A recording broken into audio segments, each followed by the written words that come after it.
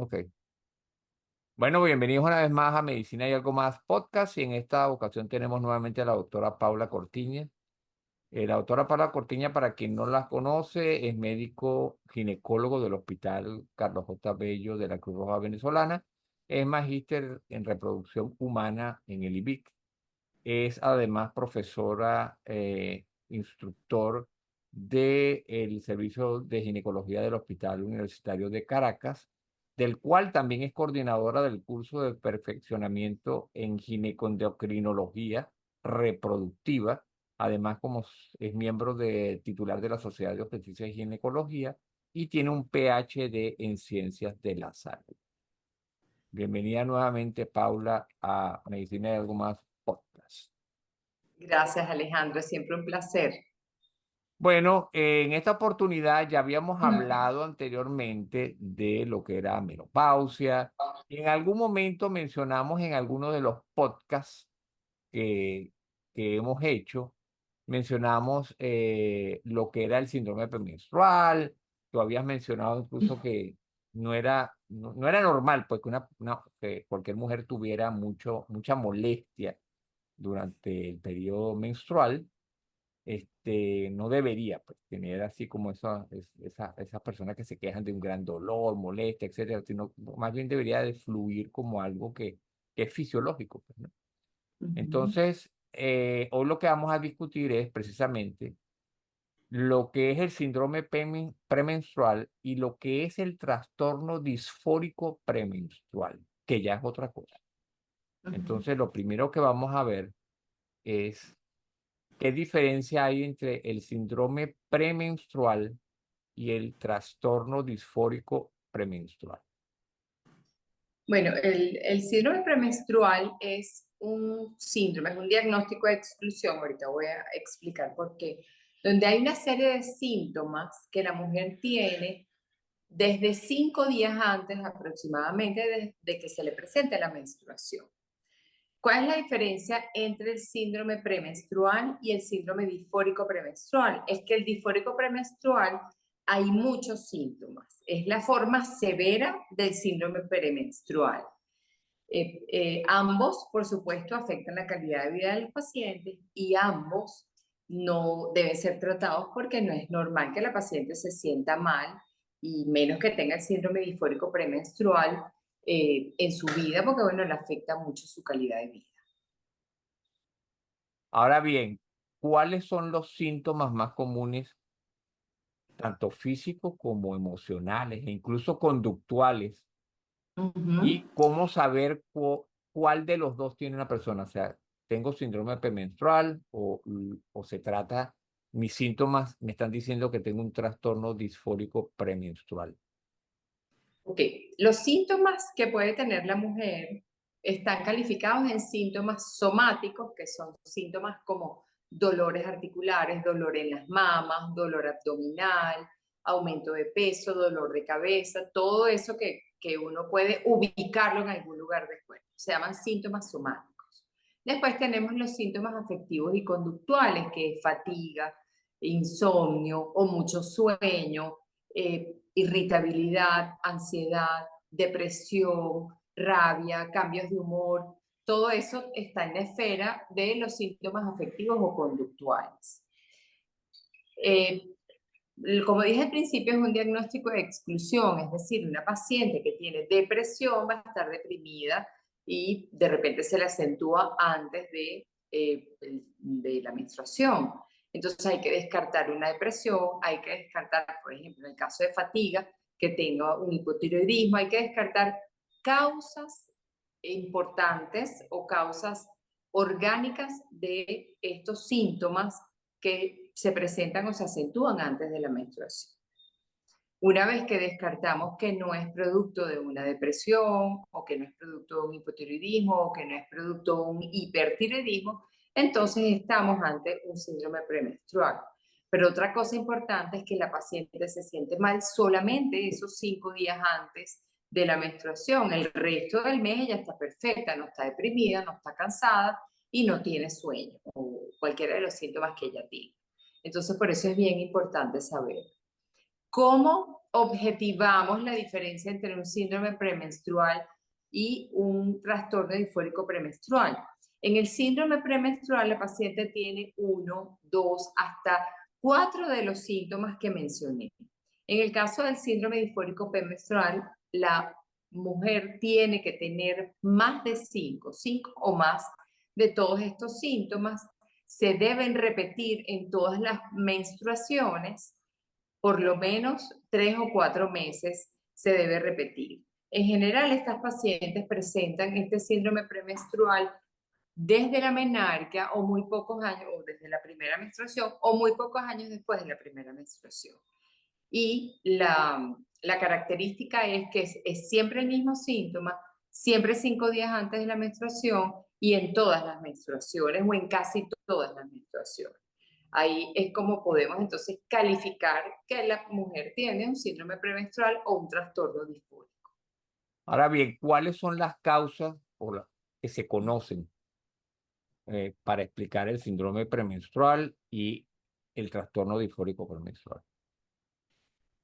Bueno, las causas, la causa más importante es la fluctuación hormonal, es decir, el ciclo menstrual, que va desde una menstruación hasta la otra, tiene diferentes niveles de hormonas.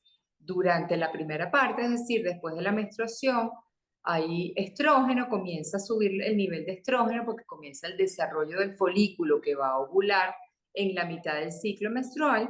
Entonces hay una subida importante de los estrógenos. Cuando llega el momento de la ovulación, se produce la ovulación y comienza la secreción de otra hormona que se llama progesterona. Entonces tenemos niveles altos de estrógeno y progesterona, que son las hormonas necesarias para que se produzca el embarazo. Si no hay embarazo, unos días antes de la menstruación, disminuyen de forma abrupta estos niveles hormonales y entonces se descama el endometrio, que es la parte de adentro del útero, y se produce el sangrado menstrual. Esto se repite todos los meses, porque todos los meses el cuerpo tiene la esperanza de un embarazo. Entonces, ¿qué pasa? Hay algunas mujeres que esa fluctuación hormonal, esa disminución de tanto los estrógenos como la progesterona, producen a nivel cerebral alteraciones de los neurotransmisores y probablemente son más sensibles que otras mujeres a esto, ¿no?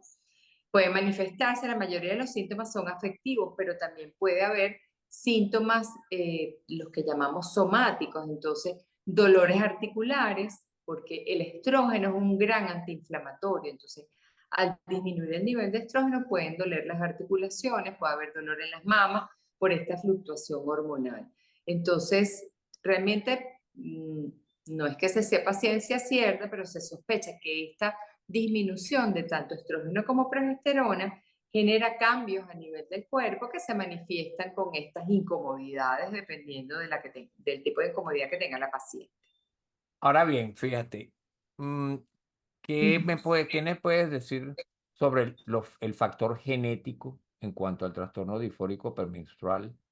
Y si la persona tiene historia, tanto familiar como personal, de trastornos mentales, pues, ¿no?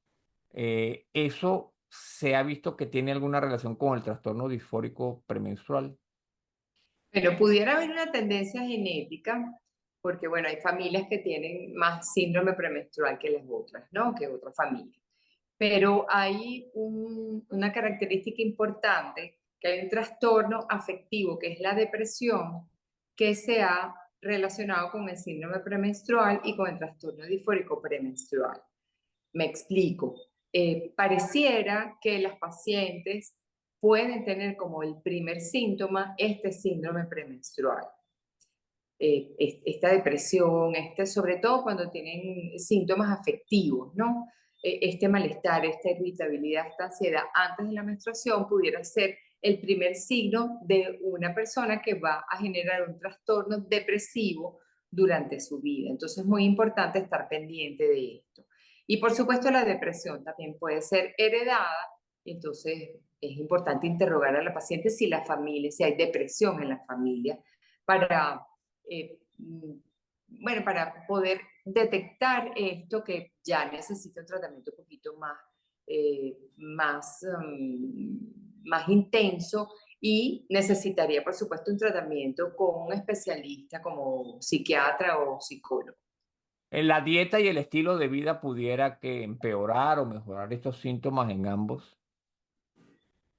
Sí, por supuesto que sí. Bueno, se ha relacionado mucho ahorita la microbiota que está de moda y todo el mundo la nombra, pero sí, definitivamente hay alimentos que disminuyen o aumentan los niveles hormonales, ¿no?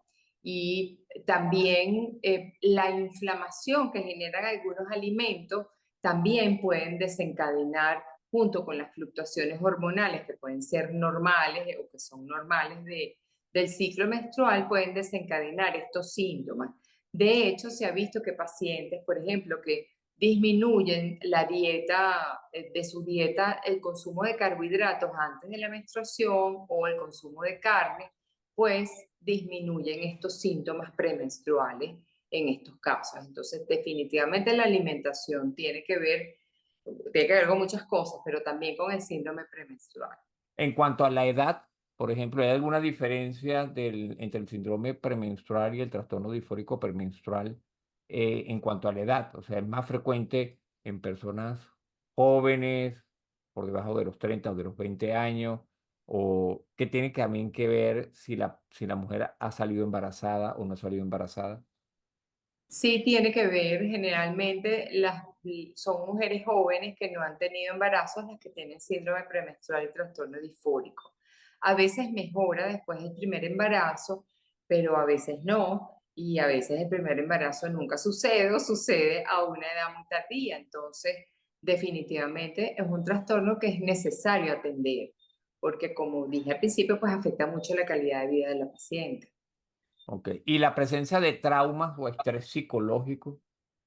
Bueno, se ha relacionado el síndrome premenstrual con abuso sexual en la infancia y inclusive la dismenorrea, que es el dolor con la menstruación, el dolor de vientre, se ha relacionado también con episodios de abuso sexual en la infancia. Entonces es importante, bueno, interrogarlo y bueno, que la paciente lo trabaje para superar eso, porque, bueno, está todo relacionado con el área genital. Entonces, pareciera que, bueno, desde el punto de vista inconsciente, hay una agresión hacia los genitales por esta agresión sufrida.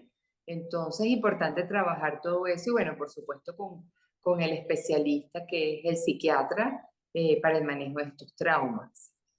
Ahora, ¿pudiera empeorar o mejorar alguno de los dos? Estamos hablando de los dos, del síndrome y del trastorno disfórico. ¿Puede Ujú. empeorar o mejorar dependiendo de la edad, en la medida que la mujer avanza en edad? ¿Puede mejorar o empeorar? ¿Lo favorece o no a los dos o a uno solo de los trastornos? Eso depende mucho de la mujer, pero en general mejora con la edad, pero hay algunas pacientes que empeoran, entonces pues necesitan atención. También, como dije que era un diagnóstico de exclusión, hay pacientes que tienen síndrome premenstrual, pero durante su vida desarrollan endometriosis o desarrollan una fibromatosis uterina, entonces esto empeora porque los síntomas son mucho más acentuados que cuando no tenía estas patologías o estas comorbilidades. Entonces es importante en estas pacientes, pues se empeora más bien, ¿no? Ahora, en cuanto al diagnóstico, tú lo dijiste, es un diagnóstico de exclusión. Sin embargo, el trastorno disfórico premenstrual ya está metido, está introducido dentro de los criterios del DSM-5, ¿no? De los Ujú, sí, trastornos, del manual, pues, de diagnóstico y estadístico de los trastornos mentales, ¿no? exacto. Ok. Y como tal, bueno, se ha objetivado a través de estos síntomas la presencia, lo que venía diciendo, pues que el síntoma tiene que estar presente siempre 5 días antes de la regla, la paciente está bien el resto de los días de su ciclo menstrual, igual el trastorno disfórico premenstrual y el disfórico premenstrual necesita que tenga la paciente 5 o más síntomas que siempre se repitan. Entonces, para calificarla como trastorno disfórico. Ok, ya que hemos visto de qué se trata, cuáles son los síntomas y cómo se diagnostica, ahora la pregunta es, ¿hay tratamiento para ambos? Sí, hay tratamiento. Desde modificaciones conductuales, relajación, ejercicio. El ejercicio es fundamental porque el ejercicio nos ayuda mucho con la inflamación, disminuye la inflamación y eso genera entonces bienestar en general a nivel somático. Dependiendo del síntoma, uno ve cómo lo trata, ¿no? También la alimentación, disminuir, por ejemplo, la ingesta de sal o alimentos con alto contenido de sodio días antes de la menstruación para que no se presenten estos síntomas, sobre todo los síntomas somáticos. Se pueden utilizar anticonceptivos. Hay un anticonceptivo de baja dosis que tiene como indicación el síndrome disfórico premenstrual o el trastorno o el síndrome premenstrual. Porque, ¿qué hace el anticonceptivo? El anticonceptivo mantiene los niveles hormonales estables durante todo el ciclo menstrual, entonces no hay esta fluctuación que es la que genera los síntomas, ¿no? Entonces, es uno de los tratamientos. Entonces, uno conversa con la paciente. Si la paciente desea anticoncepción, pues le da ese tratamiento y mejora el síndrome.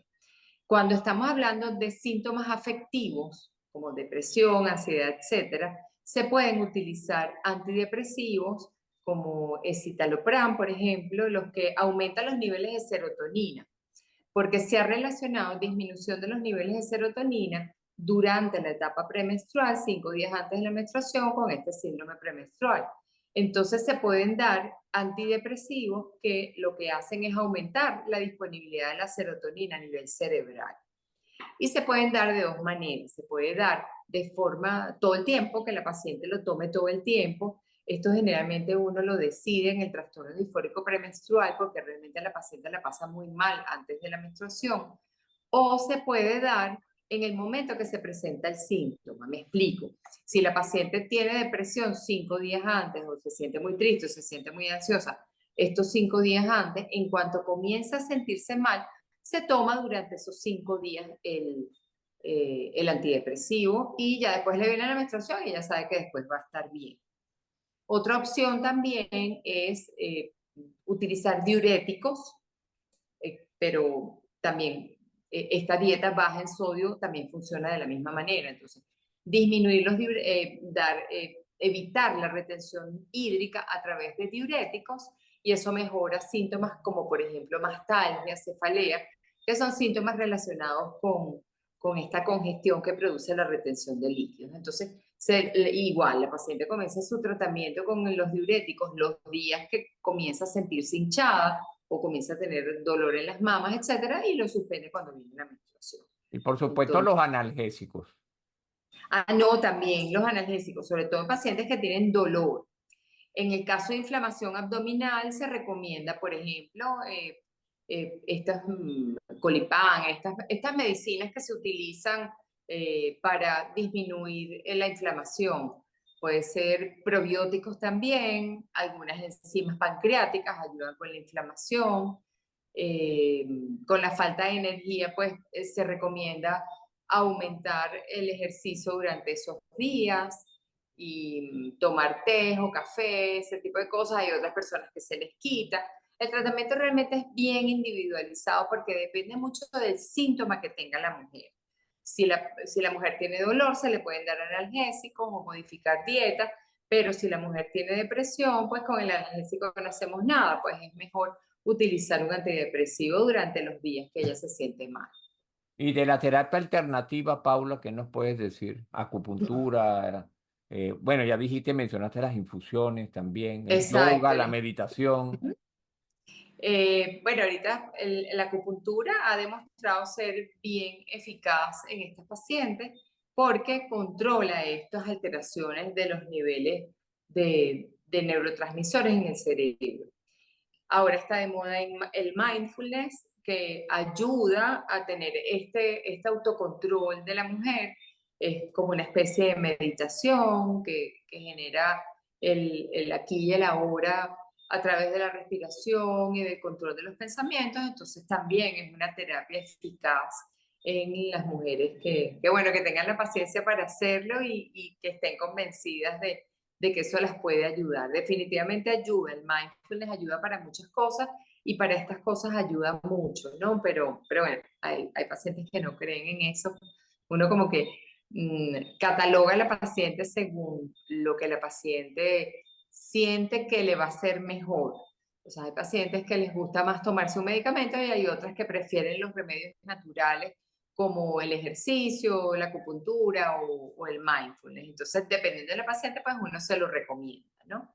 Ok, ahora vamos a hablar un poco de las complicaciones. Y como complicaciones vamos a decir el impacto sobre la calidad de vida, la parte emocional, qué impacto tienen los síntomas y la relación. Y ahí vamos a entrar también en lo que son las relaciones sexuales y las relaciones relacionadas con otros trastornos. ¿Qué complicaciones pueden generar ambos, el síndrome y el trastorno disfórico? Bueno, por supuesto, afecta muchísimo la calidad de vida de la paciente y el rendimiento de la paciente. Me explico. Si la paciente trabaja y esos días premenstruales se siente mal, pues esto va a afectar su trabajo o su rendimiento en el trabajo. El rendimiento en el trabajo genera conflictos con sus compañeros, con su jefe o con ella misma, ¿no? Porque no puede dar todo lo que ella quiere dar y bueno, esto genera, inclusive tiene impacto social, porque son mujeres, hay mujeres que simplemente no pueden ir a trabajar esos días previos a la menstruación, ¿no? Entonces, ese es el primer impacto. Después está el impacto, por supuesto, familiar, porque esta mujer que tiene hijos o que tiene pareja o que tiene hermanas o que tiene mamá, papá, pues esto genera trastornos en la relación familiar, la relación con los amigos y por supuesto, lo dejo de último porque me parece muy importante, la relación con la pareja, porque una persona que tiene un síndrome premenstrual pues no quiere tener relaciones sexuales, en general, las relaciones sexuales pueden ser dolorosas, pueden ser molestas y por supuesto eso afecta su relación de pareja. Y las pacientes te lo dicen, no me quiero sentir así porque me afecta mi vida con mi pareja. Entonces, por supuesto, hay que tratarlo porque genera muchas consecuencias a nivel tanto social como familiar, personal y su relación interpersonal con la pareja. Ahora fíjate, Paula, yo he tratado en varios podcasts, este, eh, he desarrollado algunos sobre patologías que son un problema. ¿Por qué? Porque es muy difícil que tú puedas verificar que los síntomas, o sea, los síntomas son subjetivos. Voy a eso. No puedes medirlo. Si yo soy hipertenso, tú me tomas la atención y por supuesto constata que yo tengo elevación de las fechas tensionales. Y si soy diabético, pues me están monitorizando mis niveles de glucosa en sangre y puedes objetivar, ¿ves? De manera objetiva puedes decirme, pero ya tuve un podcast sobre fibromialgia, igual pasa con a veces con la mastalgia, que va a ser un podcast próximo que también voy a subir al podcast, a la medicina algo más. Y igualmente volvemos a caer en lo mismo. Tú haces el diagnóstico por exclusión, pero ¿cuáles son los síntomas? Los síntomas ninguno los puedes medir. Son todos síntomas No. que yo puedo simular si yo quisiera, porque tú no puedes medir cuánto dolor tiene la persona y saber si en realidad tiene dolor. ¿Cómo lo objetivizas? No puedes. Y si la persona te dice que se siente deprimida, si hay cambios del humor, etcétera, o sea, nada de eso se puede medir. Entonces yo pienso que ahí está el kit de el impacto que puede tener y cuál puede ser la consideración por parte de los médicos que atienden a estas mujeres. Por ejemplo, los ginecólogos, los ginecobstetras. Deben tomarse esto en serio. ¿Es así? Claro, por supuesto, porque la paciente es la medida de sus síntomas. Yo le digo a mis alumnos que el dolor, la paciente lo siente y lo padece, que puede simular un dolor, puede simular una depresión, puede simular una ansiedad, por supuesto que se puede simular, pero, pero la paciente lo está padeciendo y necesita tratamiento. En general, siempre va a haber pacientes que inventan síntomas, por supuesto, eso es una patología que está bien descrita en los manuales de psiquiatría, pero en general, la paciente que tiene un síntoma yo le digo a mis alumnos que hay que atender el síntoma, porque para ella decir que tiene el síntoma es porque realmente lo está padeciendo y le afecta su calidad de vida. Y está buscando ayuda, está buscando resolver el problema, ¿no? Me pareciera, ay, no, llegó esta paciente que le duele el vientre siempre que le va a venir la regla. Pero si viene y te lo dices porque realmente le afecta y nuestro deber como médicos es creerle a la paciente, entender cuál es el problema que tiene y tratarlo en la medida de lo posible. Entonces, aunque sean síntomas subjetivos, son síntomas que afectan a la paciente y en la medida que afectan a la paciente es nuestro problema porque tenemos que atenderlo y resolverlo. Entonces, aunque es un diagnóstico muy subjetivo, pues es un diagnóstico que existe y que debemos prestarle atención y atenderlo y tratarlo. Sí, no, y es deber de todos los profesionales de la medicina, pues en general, y ustedes los ginecólogos, los ginecobstetras, como tú dices, lo primero es darle credibilidad a lo que te está diciendo la paciente. Y no lo contrario, no partir del final, de no creerle, sino darle credibilidad, porque realmente a veces es hasta muy difícil, pues, abrirse y contar este tipo de cosas, porque también hay otra cosa importante que esto estigmatiza a las personas. Exacto, Entonces, la persona que está en el trabajo, que le cuesta ir al trabajo, que le cuesta trabajar y que incluso puede faltar al trabajo cuando tiene un trastorno disfórico, la van a estigmatizar. Pueden decir, no, eso es lo que es una floja, lo que estás inventando eso para no venir a trabajar, nos está recargando exacto. de trabajo a nosotros y ella lo que quiere es, como decimos nosotros en Venezuela, echar carro. Entonces, Ujú.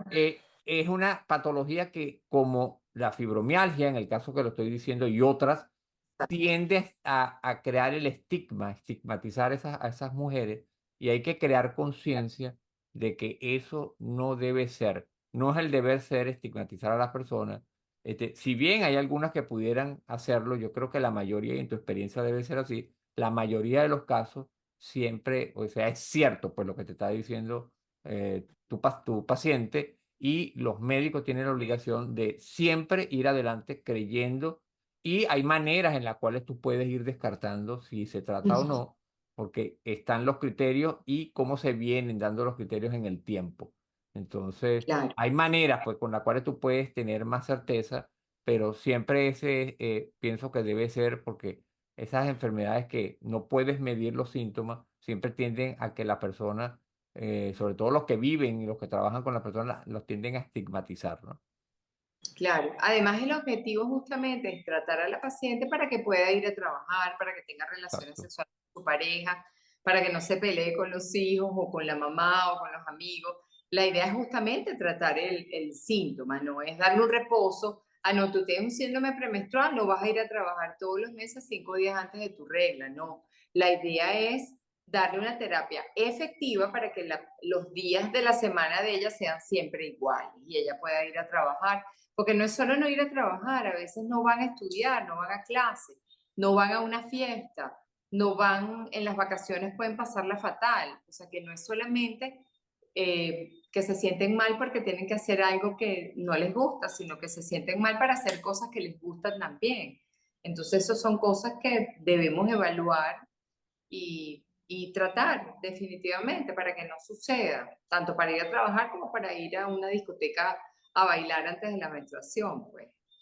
Perfecto. Ahora bien, ya que estamos hablando de eso, entonces, ¿se puede prevenir el síndrome premenstrual y el trastorno disfórico premenstrual? ¿Cómo poder evitarlos? Bueno, se debe tratar, se puede evitar con estas medidas naturales, con la alimentación, el ejercicio. El ejercicio es poderoso para muchas cosas y para los temas de la menstruación también. Hay mujeres inclusive mujeres con endometriosis, que ya esto es una causa pues más objetiva de dolor pre y postmenstrual o durante la menstruación, que solo con la alimentación logran controlar los síntomas, ¿no? Entonces hay ciertas dietas que nos ayudan, por supuesto, no hay una dieta estrella que uno pueda recomendar, sino que esas dietas dependen de la paciente.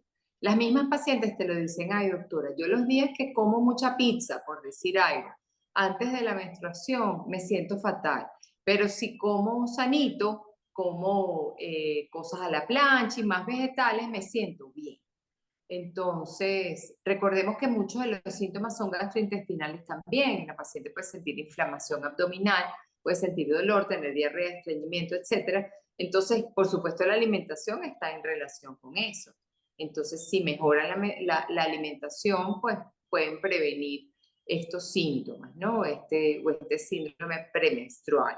Pero creo que lo que más impacta, además de la alimentación, es definitivamente el ejercicio.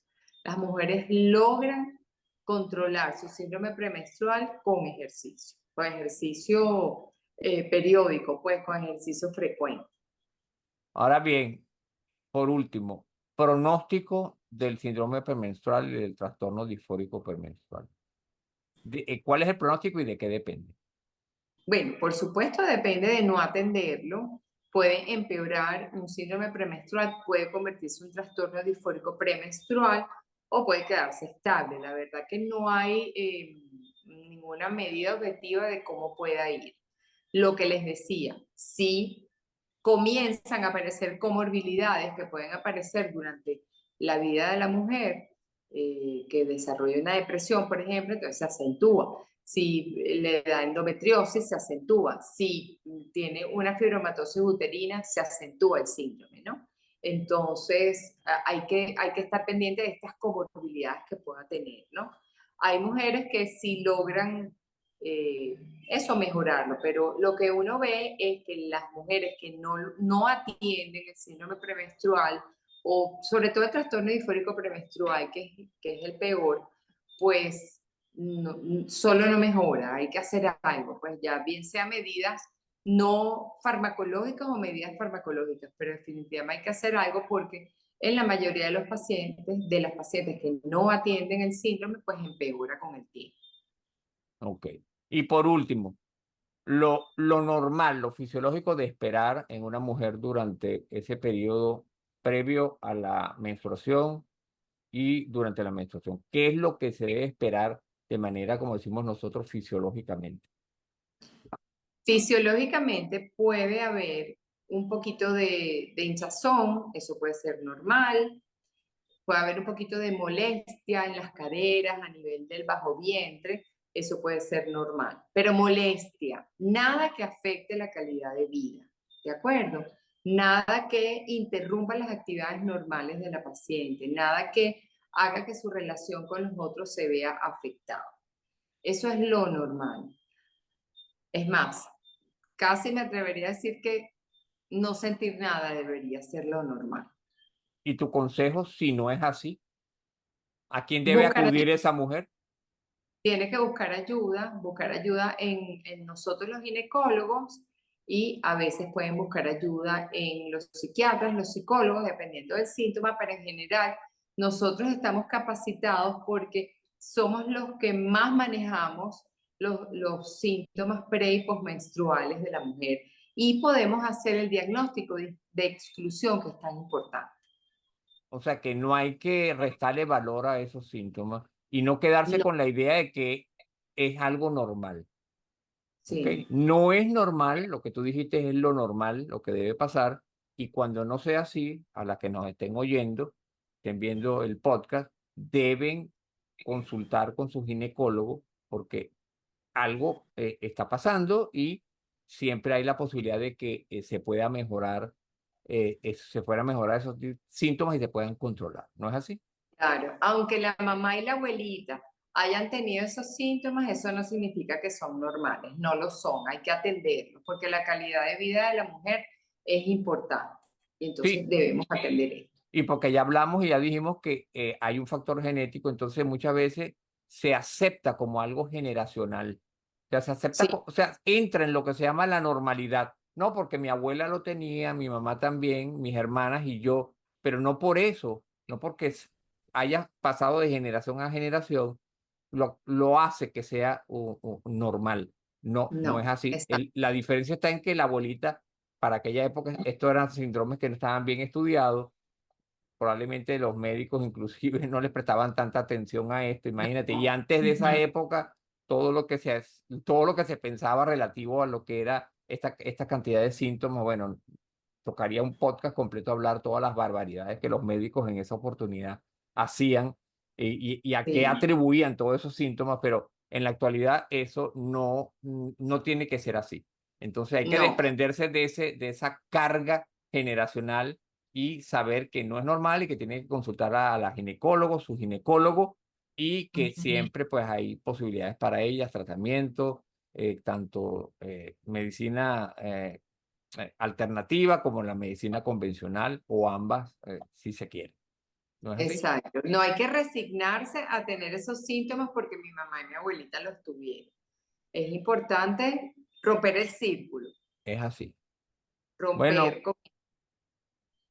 y como dicen Paula, en la gente en las personas que manejan las constelaciones, esa persona que decide romper con ese ciclo es lo que se llama, y nosotros tenemos un concepto errado, lo que se llama la oveja negra, porque la oveja negra Ujú. no es la que no estudia, como nosotros tenemos ese concepto, no, la oveja Sí. negra es la que rompe con ese ciclo, porque decide, va Ujú. al ginecólogo, se pone tratamiento y entonces ya la generación que viene, que es su hija y sus nietas, no van a tener el problema porque ya van a tener la experiencia vivida por su mamá y por su abuelita.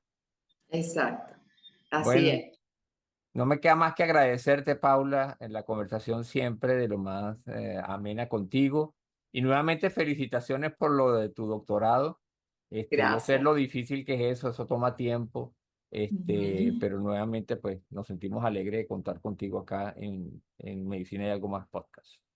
Gracias, gracias por la invitación. Para mí es un honor y bueno, una ventana para poder hablar de todos estos temas que son tan apasionantes y que forman parte de la educación a las personas para, bueno, para poder atender de forma oportuna los problemas que puedan tener.